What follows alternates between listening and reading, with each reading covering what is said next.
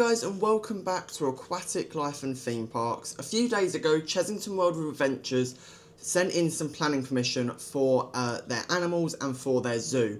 In this video, I'm going to be taking a deep dive at this planning permission and discussing what it actually involves. So let's begin. The park's plan is to pretty much improve and make a more modern otter enclosure. Of course, the existing otter enclosure that is at the front of the park near the main entrance and next to the Sea Life Centre is really run down, as seen probably better days. Now, they are going to be creating a brand new, modern, newer, and, a really nice quality enclosure, as long as planning permission gets approved, for the Asian short-clawed otters. And they'll also be sharing a space with the binturong that was down in the Trail of the Kings until that got shut off to the public. The park has made it very clear that they want to make sure they're focusing more on the quality of the enclosure instead of expanding the footprint of the existing enclosure, and we'll take a look at that a little bit later on in the video, and that sort of clears up why they want to focus on the quality instead of expanding the footprint of the enclosure. Now, the existing enclosure and the otter enclosure that stands right now occupies a space of 390 square metres, and only 38% of that land is used effectively by the animals. The park, looking at planning documents, wants to reduce that and reorganise the whole layout. This would include reducing the oversized pond space and utilising unused land to create new habitats for the animals. This will both be used. This will utilise planting and enrichment spaces for both animals to use. So the park, looking at the 3D planning documents, it does look like that they are going to be inspired by an Eastern Asian theme for this enclosure. The planning documents show rock wall, timber structures and other things as well. Obviously you can see the planning permission on screen, and I'll write on the side what it includes. But obviously they are also going to be really sustainable by using up retired attractions and structures that have been in the park before on this brand new enclosure. So this could be things from Wild Asia that shut last year to obviously make way for the brand new Minecraft world.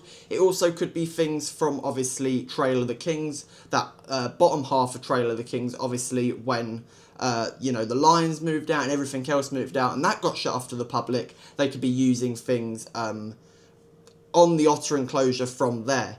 There are also going to be new viewing panels from above and below water, which is a really good thing to see. Of course, it doesn't mean that you have to look over the fence. You can obviously look in the viewing panels. Yes, there are on the existing enclosure right now, there are obviously windows that you can look in, but a lot of people just look over the fence and actually finds it better to look over the fence at the otters. Now, looking at the planning permission, it does look like it's going to be a tiny little bit higher than the existing enclosure right now. That might just be for people, to make people look through the windows instead of, staring over the fence, but we'll have to wait and see. Of course, the planning permission sits firmly with animal welfare, and that's probably the most important thing in this planning permission. Obviously, on-show and off-show dens will be included, along with climbing structures, nesting platforms, shaded planting areas and improved training and keeper facilities to make sure that the animal welfare is really important and at a really good, obviously, sort of stage. It is great to see, once again, the park investing in their animal side and the zoo side of the resort. Of course, a lot of people, including myself, are saying and speculating that the animals were going to be moving out of the zoo to different zoos in the country.